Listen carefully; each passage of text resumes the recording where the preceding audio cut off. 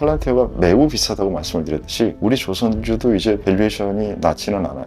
문제는 어디를 보냐에 따라 달라집니다. 무엇이 싸다 안 싸다라는 것을 우리가 생각을 할 때는 비교할 수 있는 대상이 없다.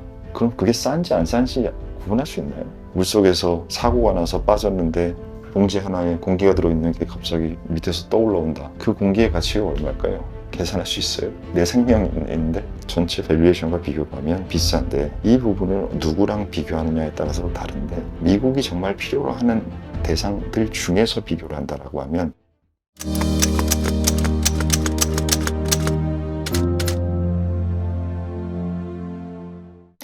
안녕하십니까. 정태희 투자비용법입니다.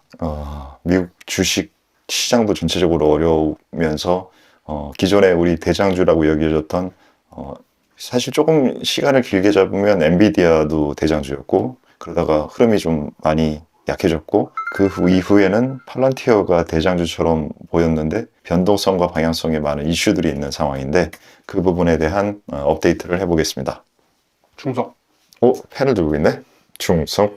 오늘이 3월 6일자인데 어제 나스닥 증시가 굉장히 좋았던 것으로 알고 있습니다. 그래서 팔란티어도 한 6% 가까이 급등한 걸로 알고 있는데 네. 그런 좋은 면과 지금 나스닥의 어떤 흐름 이런 걸 봤을 때 팔란티어 앞으로 어떻게 보고 계시나요? 잘 보고 있어요. 잘 보고 있지. 아니 근데 무슨 피디님 샀죠? 갖고 있죠? 그때 어떠님께서 다 네. 팔라고 하셔가지고 다 팔았어요? 네, 팔았어요. 잘했네. 그러면 다시 샀어요? 사고 싶습니다. 사고 싶다. 대장주였으니까. 사실 대장주라는 게 쉽게 끝나지 않는 건 맞는데 팔란티어가 대장주 역할을 하고 있을 때는 미국 시장이 계속 미국 고립주의, 예외주의 뭐라고 부르든 간에 그게 플러스로 작동하고 있었던 상황에 팔란티어가 좋았단 말이에요. 게다가 민간 쪽의 비즈니스의 확대 때문에 국방이라는 부분에 외발처럼 달리던 비즈니스의 비행 구조가 민간까지 생기면 이제 발이 두 개가 되니까 안정감이 증가하는 실질적인 판단 가능성의 강화가 있었어요. 물론 그건 지금도 진행이 되고 있는데 그런 부분들을 다 조합한 특성 중에 여러 가지의 피디님이나 저도 한 면만 있는 게 아니잖아요. 여러 면이 있는데 그 여러 면 중에서 어떤 것이 가장 중요하냐라는 부분들이 구간 바뀐단 말이에요. 미국 시장이 가장 강했을 때는 팔란티어가 갖고 있는 온톨로지라는 단어 사람들이 얼마나 들어봤겠어요. 하지만 그 온톨로지란다 이 철학 용어인 건 아시죠? 네네. 이 부분에 대해서 계속 얘기하고 등등 하면서 꿈을 결국은 어떤 식으로든 꿀 수 있는 대상을 사람들은 팔란티어라는 주식으로 구현을 하는 거예요. 시장은 무언가의 대상을 계속 찾습니다. 그게 튤립이 있을 때도 있고 중국 증시였을 때도 있고 우리나라는 배터리였을 때도 있고 많은 꿈을 구현하고자 하는 대상에 팔란티어가 들어갔던 부분도 있단 말이에요. 그렇기 때문에 지금 지난 2살 정도를 봤을 때는 팔란티어의 가장 핵심적인 부분은 꿈의 대상이었던 부분이었다가 미국 시장의 흐름이 악화되면서 이제는 어떻게 됐냐면 팔란티어는 가장 비싼 주식이 된 거예요. 밸류에이션이 가장 비싼 주식. 그 부분에 대한 성향이 앞으로도 양쪽이 다 공존하고 있는 상태가 된다면 이건 변동성이죠. 꿈이 여전히 있다는 부분은 주가를 올리려고 하는 힘을 주겠죠. 반면에 가장 비싸다라고 하는 부분은 아래쪽으로 힘을 주겠죠. 이 두 가지가 계속 있으면서 시장의 상황마다 왔다 갔다 거릴 거라고요. 그러면 전보다는 훨씬 플레이하기 쉽겠습니까? 어려울 것 같습니다. 어렵죠. 어려우면 전 팔란티어를 갖고 있다라고 해도 비중을 좀 줄이는 게 어려워진다면 내가 어떤 상황에 대한데 투자는 워렌 버핏 회장님이 늘 말씀하시잖아요. 모든 공을 다 치는 게임이 아니라고. 종목수가 몇 개인데요. 근데 그 중에서 그 공의 굿질이 어려워졌다라고 하면 왜 포크볼을 저 옆에서 짚고 던지는 사람들이 있는데 가서 짚고 와서 치면 되죠. 좀 더 어려워진 포지션이 된 거죠. 투자하기. 2월부터 굉장히 좀 말씀하신 것처럼 안전하다고 생각했던 팔란티어 움직임이 굉장히 좀 독특했잖아요. 그렇죠. CEO가 대주주의 주식을 팔겠다, 2월부터 국방부 예산 삭감 이슈로 인해서 투자자들에게 불안감을 조성하고 있다, 이런 이슈도 굉장히 많았고. 네. 근데 오늘 또 갑자기 3월 유에 3월 6일인데 관세 유예 이슈로 인해서 약 6% 정도 급등하기도 하고 네. 이런 방금 말씀하신 것처럼 조정이 굉장히 좀 많이 움직이고 있는 상황인데 네. 최근 그 오종태 이사의 포트폴리오 실전 투자 캠퍼스 라이브에서 네. 조선주와 팔란티어 간의 상관관계가 있다라는 그런 말씀을 하셨거든요. 네. 그런 걸 생각했을 때 상관관계가 있다는 말씀을 하셨는데 어떤 관계가 있는 건가요? 대충 3년 정도의 그 팔란티어의 주가 흐름을 보면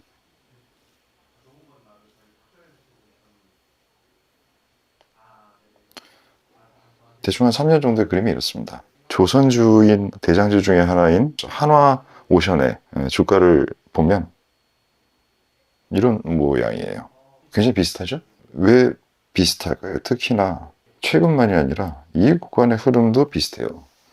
이 구간에서는 무슨 얘기가 나왔다면 방산 이슈가 방산 관련된 이슈가 커졌었던 시점이고 이 부분에서 한화오션은 그 당시에는 좀 사람들이 좀 생뚱맞다고도 했었는데 이 군함과 잠수함 같은 이러한 부분들이 우리나라 조선주에서도 플레이가 됐었어요.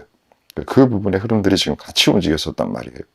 그리고 최근에는 지금 이 부분을 올라가는 부분에 있어서는 강도의 차이만 있지 강도의 차이는 미국 시장에 있는 주식들이 훨씬 밸류에이션이 높잖아요. 평균적으로 시장 자체도 한국보다. 그러한 부분들과 미국의 주식이 선호되는 부분 등에 합쳐서 강도는 훨씬 세지만 방향은 유사하게 움직였어요. 이 부분은 지금 방위 산업에 대한 부분, 미국의 방위력의 투자와 미국 방위 산업의 그러한 변화, 지금 기존의 방식이 아닌 소프트웨어 회사가 지금 국방에서 차지하는 비중이 올라가는 방식으로 영향이 산업 내에서 산업이라고 하니까 좀 웃기긴 하네. 국가 일인데 국방에서 차지하는 비중이 소프트웨어 업체 회사의 그러한 비중이 증가하는 부분들이 같이 작용을 했는데 그 부분이 동일한 궤적으로 움직인다라는 것을 차트로만 봐도 알 수 있지 않나요? 네. 궁금한 게 뭐예요?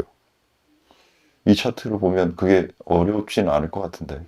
어떻게 보면 기술주인 팔란티어와 전통 산업주인 조선주는 서로 다른 영역인데 네. 국방과의 상호작용이 어떻게 이루어지는지가 궁금합니다. 자, 팔란티어와 하나오션이라는 두 개를 가지고 지금 우리가 얘기를 하고 있는데, 자, 이 두 개의 공통 밑단에 뭔가가 있으니까, 이 공통점이라는 게 있으니까 같이 움직였다라는 거잖아요. 네. 근데 지금 피디님께서는 차이점을 얘기하셨어요. 얘는 올드 이코노미고, 얘는 뉴 이코노미인데, 왜 같이 움직입니까? 라는 질문을 하셨으면 그 차이점을 얘기하신 겁니다. 그럼 차이점 말고 공통점이 더 크기 때문에 이런 그림이 만들어졌을 거예요. 움직임이.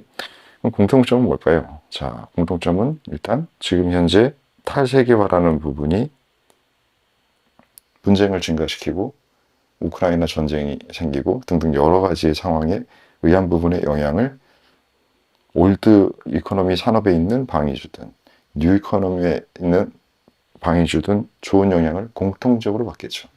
그리고 두 번째는 지금 최근까지도 미국이라는 것의 중요성은 지난 몇 년 동안 가장 절대적이었잖아요. 그래서 미국 예외주의, 고립주의라는 말을 많이 사용했는데 그 점에 있어서 미국이 투자를 많이 해 라는 부분들을 사람들은 굉장히 투자하는데 핵심적인 현상으로 바라봤고 그 현상에 의한 부분에 도움이 된다라고 하면 사람들은 그걸 선호했겠죠. 지금 현재 우리나라 조선주가 저렇게 센 이유는 뭡니까? 미국에서 조선주가 투자를 더 늘릴 거고 필요할 것이고 그 파트너가 한국 업체가 많이 할 것이다 라는 미국 투자 증가의 혜택을 받는 것이고 팔런티어는 지금 우크라이나 전쟁에서 보여줬다시피 핵심적으로 앞으로의 군사 행위에는 이 데이터를 분석하는 소프트웨어적인 부분의 영역이 얼마나 중요한 것을 현실적으로 보여주고 증명을 했어요. 그 증명된 부분 때문에 여기 힘이 더 세진 부분들이 있었던 거죠. 그 두 부분이 미국 투자 증가라는 부분하고 탈세계라는 공통점을 가지고 있다는 이 부분이 주가를 같이 움직이게 하는 바탕에 있었겠죠. 그럼 방금 말씀하셨던 것처럼 네. 최근 트럼프의 관세 무풍지대라는 평가로 네. 연초 랠리를 계속해서 조선주는 이어오고 있고 상승세를 지금 지속할 것이라고 보고 있고 앞으로도 전망을 그렇게 계속 보고 있는데 네. 앞으로의 투자 관점에서 팔란티어가 네. 지금 이런 어떤 흐름이 동일하다고 한다면 팔란티아가 조선주의 패턴이 어떤 유사하게 네. 회복하고 상승할 가능성이 있는지, 그리고 이에 따른 투자 리스크는 어떻게 평가하시는지가 궁금합니다. 팔란티어가 시장에서의 그 환호 때문에 더 많이 상승도 하고 더 많이 변동폭이 생길 것은 지금 우리가 보고 있는 사실이지만, 팔란티어라는 회사에 실체가 있나요, 없나요? 없어요? 실체가? 가짜예요, 진짜예요? 그럼 표현을 바꿔볼게요. 진짜입니다. 진짜죠. 네. 가짜가 아니죠. 네. 가짜라는 현상 때문에 주식이 올랐다가 많이 빠졌던 걸로 기억되는 PD님의 그런 대상들이 뭐가 있어요? 가짜인데 주가를 막 올렸다가 가짜라서 나중에는 박살난. 암호화폐. 암호화폐, 우리 바이오, 5년 전 바이오 시장, 네. 뭐 신라젠, 네.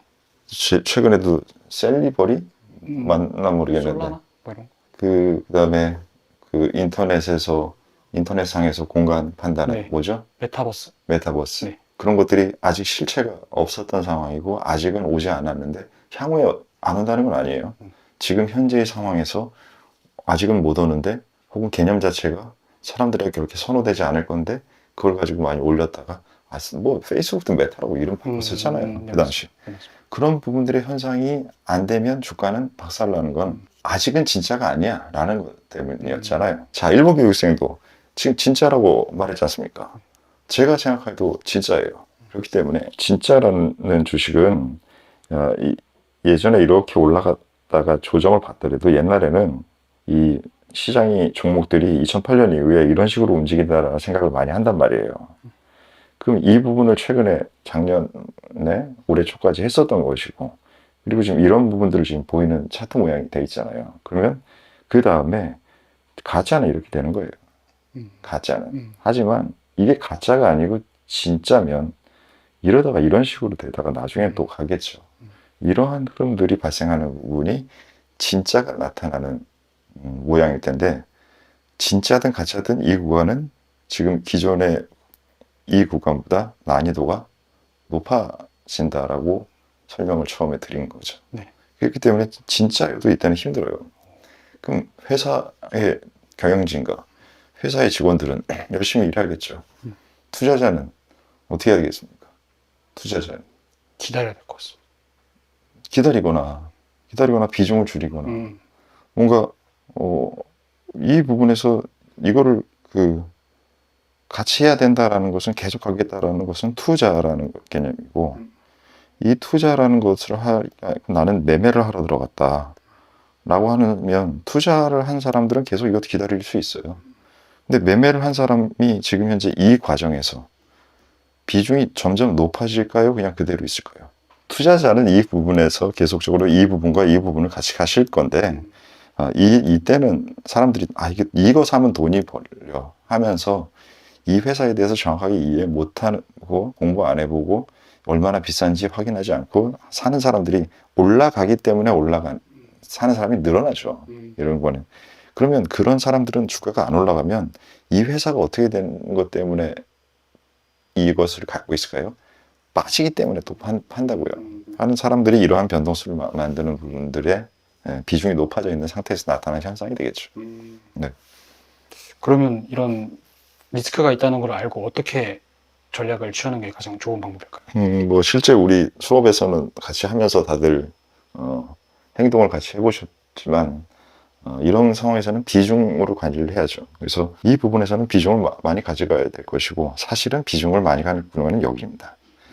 이 부분에서는 비중을 많이 가지고, 여기서부터는 이거는 정확하게 알 수 없어요. 사람들의 흥분도가 높아지기 때문에 여기서부터 이미 비중을 줄이기 시작을 해야 됩니다. 안 가도 다 파는 건 아니지만, 그리고 여기서 확인된 하락이 어느 정도까지 사람들이 인지될 정도로 무지성으로 샀던 사람들이 이게 왜 그래? 라는 부분에 나타나는 흐름이 되면 줄이던 부분을 더 줄여야 돼요. 이게 가장 비싼 주식을 플레이할 때 해야 되는 그러한 매매 방식인데, 우리는 여기서 사서 계속적으로 과정이 진행되는 과정에서 매도해서 지금은 이 움직임을 관찰은 해야 된다. 왜냐하면 내가 가지고 있는 상태에서 어떤 주식을 관찰하는 것과 다 팔아놓고 관찰하는 건 굉장히 달라요. 왜냐하면 이게 이해관계가 일치되어 있지 않으면 관심도가 떨어지고 그만큼 노력하지 않게 됩니다. 그래서 이해관계를 일치시킬 만큼 중요한 대상인 건 여전하기 때문에 가장 필수적인 정도의 작은 비중만 보유하고 있는 상태로 현재는 포지션이 와 있죠. 그러면 이 부분에 있어서 포트 차원에서의 의사결정, 네. 그리고 종목 차원에서의 의사결정을 구분해서 할 줄 알아야 된다라고 말씀을 해주셨는데, 네. 이 의사결정의 차이점과 정확하게 그런 어떤 포트 차원과 종목 차원이라는 뜻과 의미가 어떻게 되는지 한번 설명 부탁드리겠습니다. 우리 K-팝으로 설명드리면 좋을 것 같은데, 오토가 지난 이 채널을 시작하는 작년 6월, 8월부터 처음으로 이제 매수 추천을 드렸던 게 K-팝 주식들이에요. 그 상황에서 그때는 아무도 이걸 안 보고 있었어요. 그걸 좋게 보다가, 저는 이제 그때 이제 개인 투자자니까 제가 그걸 많이 사가지고 있다가 점점 올라가면 사람들의 관심도가 늘어나죠. 그러면서 지금은 최근에는 그 당시에는 전혀 없었던 한한령의 해제 가능성의 상황이 추가적으로 발생했죠. 그러면 그 상황에서 사람들이 전보다 DOU가 됐든 아니면 제가 말씀드렸던 노모스가 됐든 이런 종목들에 대한 신규로 플레이할 만한 대상들이 생기면 그 대상들을 사면 K-팝이라는 전체 군에 대한 비중이 계속 증가하잖아요. 그러면 한쪽으로 너무 지나치게 쏠리는 포지션이 되면 내가 생각하지 않았던, 예상하지 않았던 세상일을 어떻게 사람이 다 알 수 있어요. 이 때문에 내가 어떤 것을 정말로 확신 있게 좋아 보인다 하더라도 내가 틀릴 수 있는 확률이 없어지진 않잖아요. 그 부분에 대한 대응이 필요합니다. 그러면 그 대응을 하기 위해서는 최근에 들어오는 게 있는 만큼, 예를 들어서 DOU랑 노모스라는 회사를 1%씩 샀다. 그럼 2%가 K-팝 비중에서 증가했죠. 그만큼 K-팝 ETF에서 1%를 줄인다라고 하면 이 비중의 증가 속도를 좀 감속시키겠죠. 이런 것들은 K-팝 ETF가 나빠 보여서 파는 게 아니에요. 근데 이 전체 K-팝이라는 비중이 갖고 있는 포트폴리오의 지나친 쏠림을 조절하기 위해서 K-팝 ETF를 줄이는 거죠. 이런 게 포트폴리오 차원의 결정이 되는 거죠. 종목 차원에서는 지금 팔런티어처럼, 그리고 최근에 로빈후드도 저는 이제 좋게 보는 대상 중에 하나고, 매우 놀라운 실적을 보여주면서 사람들의 기대치를 만족시키는 결과를 가지고 오는데, 그것 또한 펀더멘탈상으로 보면 그러한 높은 기대치를 비트한다는 것은 문제가 없는 상황인 거예요. 하지만 상승률이 굉장히 높았던, 밸류에이션이 높은 주식에는 여전히 들어간단 말이에요. 그럼 이 부분의 개별적인 부분에서 로빈후드라는 종목은 투자 전체의 자산도 중요하지만 코인 가격과의 연동성이 있는 플레이 대상이거든요. 근데 작년부터 코인 가격이 안 좋아졌잖아요. 작년 말부터. 그 상황에 영향을 안 좋게 받겠죠. 그러면 그런 부분들을 반영해서 비싼 상태인데 악재가 전에 없었던 게 나타나면, 이걸 우리가 이제 흔히 기스났다고 하는데, 기스나면 비싼 주식은 잘 못 버텨요. 그런 상황에서 비싼 주식은 비중을 줄여서 갖고 있는 게 필요하다라는 의사결정을 하는 거죠. 이거는 딴 거가 아니라 이 회사 하나만 보고 결정하는 거죠. 그러면 혹시 이 두 가지의 어떤 관점과 차이점을 통해서 팔란티어도 그렇게 결정을 하신 건가요? 팔란티어는 이제 두 가지 성향을 섞어서 매매를 진행을 했는데, 일단 우리가 매수를 했던 구간은 우리가 강의가 이때 시작이 돼서 이 부분에서 이제 이거 비싼 주식이 되게 잘 간다. 내용은 사람들이 다 많이 선호를 하기 시작하네. 그리고 저도 영상에서 그 보안 관련 주식에 대한 영상을 작년 가을에 얘기하면서 한번 언급을 드린 적이 있어요. 그 당시에는 이제 언급만 했었던 단계였고, 그래서 비싸서 좀 좋고 방향성 있는 건 알겠는데 이거 어떡하지? 라는 그런 생각을 하고 있다가 가격 조정이 발생을 해줬습니다. 그래서 땡큐. 시장 전체에 대한 로직은 아직 미국 시장이 살아있고, 살아있는 상태에서 반짝반짝한 그러한 주식이 가격에 대한 메리트까지 조성됐어. 오케이. 그래서 이때 이제 매수를 들어갔던 것이고요. 매수를 플러스로 표시할게요. 매수하고 분할해서 매수하는 전략을 여기서는 사용했습니다. 그리고 나서 12월부터, 작년 12월부터 미국 시장에 대한 쏠림에 불편함이 이제 생긴 부분을 시황으로 많이 말씀드렸잖아요. 그럼 시장에 대한 부분에 불편함이 있는 상태에서도 계속적으로 대장주 역할을 했어요. 우리가 알고 있다시피 이 구간에서는 엔비디아는 이런 모습, 테슬라는 이렇게 올라갔다 이런 모습, 이렇게 애매한 모습들이 나타나는 과정에서도 계속 강한 모습을 보여줬습니다. 그래서 이 부분이 지속이 되려면 뭔가의 시장에 대한 여건도 매우 중요하다라는 부분을 반영을 해서 비중을 줄였습니다.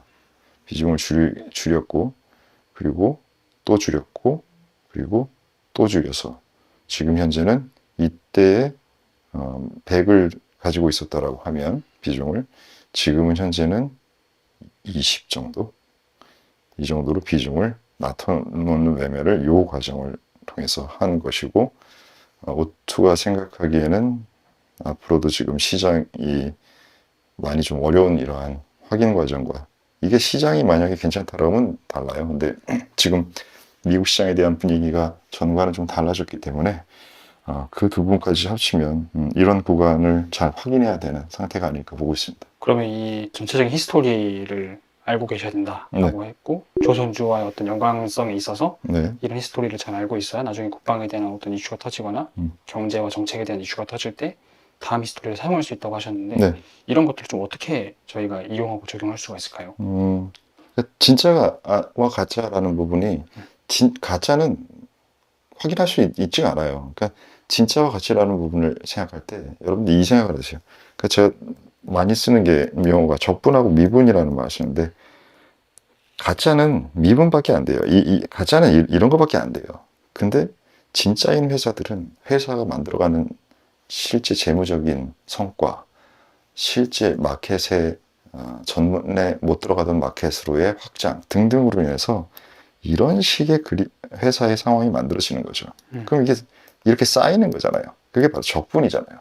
이런 회사들은 히스토리를 알아야 됩니다. 이런 것들은 그냥 그때 잠깐 플레이하는 대상일 뿐이에요. 하지만 진짜라고 판단되는 회사라면 이 쌓여감에 대한 그 이유들을 알고 있어야지. 자, 여기보다 여기가 주가가 비싸겠죠? 하지만 여기 주가가 높아진 것과 밸류에이션이 높은 건 달라요. 이 쌓이는 과정에서 실질적으로 쌓이는 부분의 주가는 저렇게 움직였지만 실제 회사는 이런 식으로 뭔가 성과를 만들어 놨다라고 하면 여기보다 여기가 더 싼 상태도 된단 말이에요. 그런 부분을 확인하기 위해서는 가격만이 아니라, 그래서 기술적 차트를 보시는 분들은 이런 거에 관심이 적으신 거고, 오트처럼 펀더멘탈과 여러 가지를 다 보는 사람들은 이러한 역사적인 히스토리로 어떻게 저 경쟁력을 만들어 왔고, 이 경쟁력이 만들어 온 상태가 다른 업체들과의 비교했을 때는 어떠한 차별적인 우위가 있는가, 이런 것들에 대한 것들이, 역사가 정치만 역사가 아니에요. 기업의 역사, 한 사람의 역사. 우리 피디님, 우리 교육생님도 역사가 있잖아요, 본인의. 본인의 역사를 알고 있는 사람이 본인과 더 친분이 있어요? 본인을 전혀 모르는 사람이 친분이 있어요? 오투처럼 최근에 만나서 조금이라도 알게 된 사람이 더 친분이 있어요? 역사를 잘 알고 있는 사람. 역사를 알고 있는 부모님과 사모님은 어떻게 생각할지 내가 모르겠지만, 너무 많이 알면, 하지만 길게 아는 것이, 제대로 아는 것이 근본이 되는 거죠. 이제 다시 돌아와서 네. 팔란티어와 조선주의 움직임에 있어서 국방 관련 이슈 외에 다른 공통점이 있다면 혹시 어떤 것들이 있을까요? 공통점은 둘 다 싸지 않습니다. 팔란티어가 매우 비싸다고 말씀을 드렸듯이 우리 조선주도 이제 밸류에이션이 낮지는 않아요. 근데 문제는 어디를 보냐에 따라 달라집니다. 무엇이 싸다 안 싸다라는 것을 우리가 생각을 할 때는 비교할 수 있는 대상이 없다. 그럼 그게 싼지 안 싼지 구분할 수 있나요? 뭐 예를 들어 볼게요. 우리가 지금 공기를 가지고 숨을 쉬고 있는데, 물속에 들어가 있는데, 물속에서 사고가 나서 빠졌는데 봉지 하나에 공기가 들어있는 게 갑자기 밑에서 떠올라온다. 그 공기의 가치가 얼마일까요? 그게 계산할 수 있어요? 내 생명이 있는데? 그런 것처럼 유일한 상태에서는 계산이 불가능합니다. 그러니까 우리가 지금 팔란티어와 조선주를 얘기하면 팔란티어가 우리 국내 조선주보다 훨씬 비싸죠. 근데 문제는 이걸 바꿔서 조선주와 유럽의 방산주 중에서 뭐 최근에 주가가 오른 회사들이 많이 있어요. 왜냐하면 유럽이 많이 투자를 해야 된다, 이제 그쪽에 의사결정이 났다라고 해서 많이 올랐는데, 거기랑 비교를 하면 조선주는 다시 싸질 수도 있어요. 누구랑 비교하느냐에 따라서 이 부분은 다르죠. 조선주도 국내 현재 전체 밸류에이션과 비교를 하면 비싼데 이 부분을 누구랑 비교하느냐에 따라서 다른데 미국이 정말 필요로 하는 대상들 중에서 비교를 한다라고 하면 국내 조선주는 아직은 그렇게 비싸지 않다라고 평가할 수도 있을 거예요. 탈세계와의 관련된 주식에서 비싸냐 안 비싸냐를 계산해 보면 그러면 또 안 비싼 쪽으로 들어갈 것이고 이런 가장 핵심적인 비교 대상과 개념이 무엇이냐라는 것을 정한 다음에 비교를 해야 됩니다. 근데 그걸 그냥 비교하지 않고 하면 어떤 하나의 가격은 어떠한 증거를 찾아서도 비싸다고 말할 수 있고 어떠한 증거를 찾아도 싸다고 얘기할 수 있어요. 근데 그 두 관점에 어느 것이 핵심적으로 가격에 영향을 미치는 관점이냐라는 것이 중요한 것이죠. 싸다 안 싸다는 거에 너무 과거처럼 예민하실 필요가 없습니다. 제가 늘 말씀드리듯이 단순계가 아닌 사이클 경제 끝났어요. 이제는 그거 굳이 제가 지겹게 설명 안 해도 되잖아요. 사이클이 아니라 사이클이 아닌 경제, 이렇게 움직이는 경제가 많아지면 이제는 그 흐름에서 이게 얼마면 비싸고 얼마면 싸 이런 구간들의 개념들이 없다라는 게 아니라 약해져요. 그 약해진 부분들을 반영해야죠. 그러면 이제 장기 투자의 관점에서 볼 때 네. 이런 어떤 상호관계, 상호작용 이런 것들을 개인 투자자들이 투자 전략을 어떻게 한번 재정립할 수 있을지 조언 부탁드리겠습니다. 그러니까 어떤 하나의 현상이나 어떤 대상을 볼 때 뭐 예를 들어 볼게요. 예전에는 우리 삼성전자 아직 우리 개인 투자자도 많이 가지고 계시니까 삼성전자를 분석한다. 삼성전자가 뭐가 잘 되고 뭐가 안 되고 뭐 메모리는 어떻고 핸드폰은 어떻고 중국 시장에서는 정말 안 들어가지네, 기회가 없네 이런 것들을 다 분석하는 것은 당연히 기본적으로 해야 되죠. 하지만 이건 삼성전자에 대해서만 생각한 거예요. 그러면 이 다음에는 이 과거 같은 경우에는 개별 기업에 대한 분석을 하고 그 다음에 산업 분석이라는 걸 했습니다. 이 업이 산업 안에 있으니까 그 환경을 분석하는 게 됐잖아요. 그러면 벌써 아주 옛날에 20년 전 정도만 해도 이러한 산업 분석 자체도 사실 별로 안 했어요. 그냥 회사들에서 그렇다라고 하면 회사가 그렇대 이러면서 그냥 한 거예요. 근데 이제 회사도 산업의 상황을 정확하게 알 수 없는 세상이 된 거예요. 그러면 우리가 그걸 해야 되겠죠. 제대로 포지셔닝을 구축하려면. 그 상태가 됐단 말이에요. 하지만 이 산업이 예전에는 산업군 안에서만 움직이고 서로 간에 영향을 많이 안 받는 구조가 많았는데 지금 테슬라를 보면 자동차 산업만 분석하면 테슬라를 잘 투자할 수 있나요? 아니요.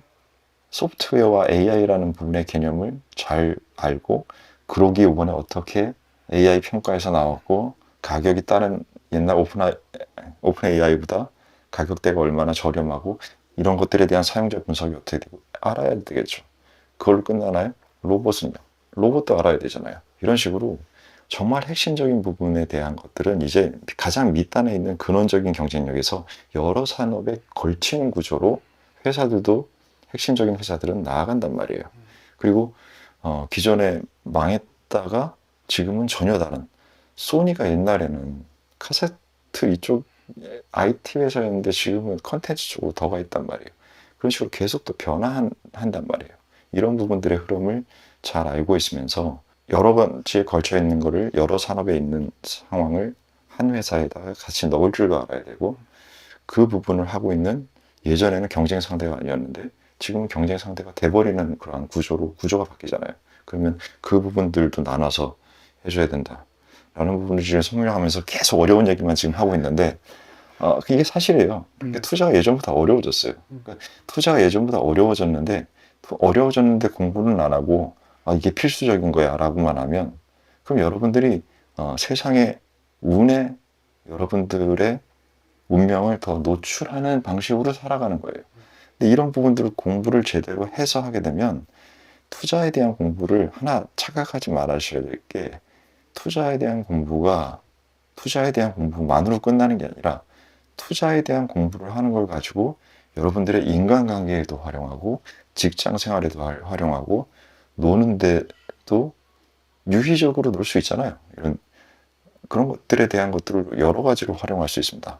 투자는 따로 있는 게 아니에요. 다 연결되어 있는데 이 투자 공부를 제대로 하시게 되면 여러분들이 보이는 게 더 증가하면서 다른 데 쓸 수 있는 그러한 것들이 많아지는 점도 응원 삼아 말씀드리고 싶네요.